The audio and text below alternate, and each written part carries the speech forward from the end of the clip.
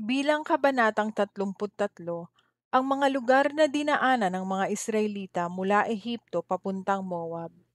Ito ang mga lugar na dinaanan ng mga Israelita nang umalis sila sa Ehipto na nagkagrupo ang bawat lahi sa ilalim ng pangunguna ni na Moises at Aaron. Ayon sa utos ng Panginoon, inilista ni Moises ang kanilang dinaanan na mga lugar mula sa kanilang pinanggalingan. Umalis sila sa Ramses ng ika-15 araw ng unang buwan pagkatapos ng pista ng paglampas ng anghel. Umalis silang may lakas ng loob habang nakatingin ang mga Ehipsyo na naglilibing ng lahat ng panganay nilang lalaki na pinatay ng Panginoon dahil hinatulan sila ng Panginoon sa kanilang pagsamba sa mga Diyos-Diyosan nila. Mula sa Ramses, nagkampo sila sa Sukot. Mula sa Sukot, nagkampo sila sa Etam, sa tabi ng disyerto. Mula sa Etam, nagbalik sila papunta sa Pi-Harirot na nasa silangan ng Baal-Zephon at nagkampo malapit sa Migdol. Mula sa Pi-Harirot, tumawid sila sa dagat at pumunta sa disyerto.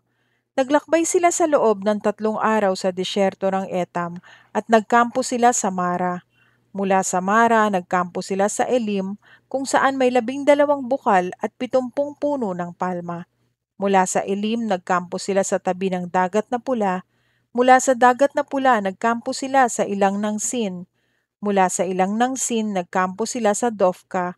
Mula sa Dofka, nagkampo sila sa Alus. Mula sa Alus, nagkampo sila sa Refidim, kung saan walang tubig na naiinom ang mga tao.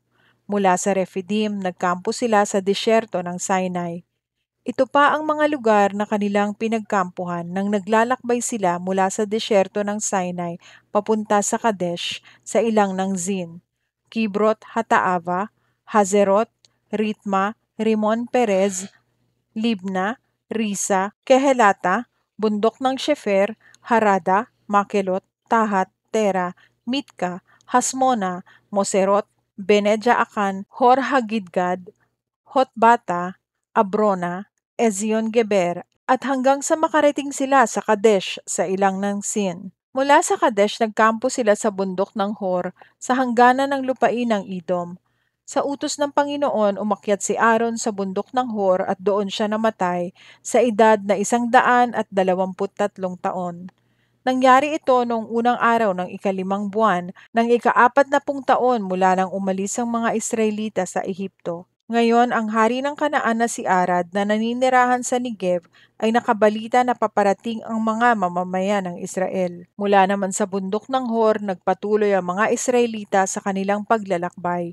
Ito ang mga lugar na kanilang pinagkampuhan: Zalmona, Punon, Obot, Iye-Abarim na nasa hangganan ng Moab, Dibon-Gad, Almon-Diblataim sa mga bundok ng Abarim na malapit sa Nebo, at hanggang sa nakarating sila sa kapatagan ng Moab, sa tabi ng Hordan malapit sa Jericho. Nagkampo sila roon sa tabi ng Hordan mula sa Bet-Jeshimot hanggang sa Abel-Shittim na sakop pa rin ng kapatagan ng Moab. At habang nagkakampo sila roon sa kapatagan ng Moab sa tabi ng Hordan malapit sa Jericho, sinabi ng Panginoon kay Moises, "Sabihin mo sa mga Israelita na kung tatawid sila sa ilog ng Hordan papunta sa Kanaan, palayasin nila ang lahat ng naninirahan doon at gibain ang lahat ng Diyos-Diyosan nila na gawa sa mga bato at metal at ang lahat ng kanilang sambahan sa matataas na lugar. Sasakupin ninyo ang mga lupaing iyon at doon kayo titira dahil ibibigay ko ito sa inyo. Partihin ninyo ang lupa sa pamamagitan ng palabunutan ayon sa dami ng bawat lahi. Ang lahi na may maraming bilang ay partihan ninyo ng malaki, at ang lahi na may kakaunting bilang ay partihan ninyo ng maliit. Kung ano ang mabunot nila, iyon na ang kanilang parte. Sa pamamagitan nito mahahati ang lupa sa bawat lahi. Pero kung hindi ninyo palalayasin ang mga naninirahan doon, ang mga matitira sa kanila ay magiging parang puwing sa inyong mga mata at tinik sa inyong mga tagiliran. Magbibigay sila ng kaguluhan sa inyong paninirahan doon, at gagawin ko sa inyo ang parusa na dapat para sa kanila. Bilang kabanatang 34, ang mga hangganan ng Kanaan. Sinabi ng Panginoon kay Moises, "Sabihin mo sa mga Israelita na kung papasok na sila sa Kanaan, ito ang mga hangganan ng lupain na kanilang mamanahin. Ang hangganan sa timog ay ang ilang ng Zin sa may hangganan ng Edom.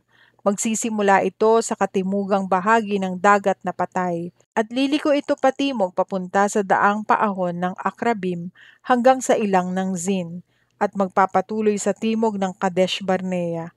Pagkatapos didiretso ito sa Hazar Adar hanggang sa Azmon. At liliko papunta sa lambak ng Ehipto at magtatapos sa dagat ng Mediteraneo. Ang hangganan sa kanluran ay ang dagat ng Mediteraneo. Ang hangganan sa hilaga ay magmumula sa dagat ng Mediteraneo papunta sa bundok ng Hor, at mula sa bundok ng Hor papunta sa Lebo Hamat. Magpapatuloy ito sa Zedad hanggang sa Zifron at magtatapos sa Hazar Enan. Ang hangganan sa silangan ay magmumula sa Hazar Enan papunta sa Shepham. Pagkatapos, bababa ito papunta sa Ribla sa bandang silangan ng Ayin, at magpapatuloy ito sa mga burol sa silangan ng lawa ng Galilea. Pagkatapos, bababa ito sa Hordan at magtatapos sa dagat na patay. Ito ang inyong lupain at ang mga hangganan nito sa palibot. Pagkatapos sinabi ni Moises sa mga Israelita, "Hatiin ninyo ang mga lupaing ito bilang inyong mana sa pamamagitan ng palabunutan." Sinabi ng Panginoon na ibigay ito sa siyam at kalahating lahi. Dahil ang lahi ni Ruben, Gad at ng kalahating lahi ni Manase ay nakatanggap na ng kanilang mana sa bandang silangan ng Hordan malapit sa Jericho.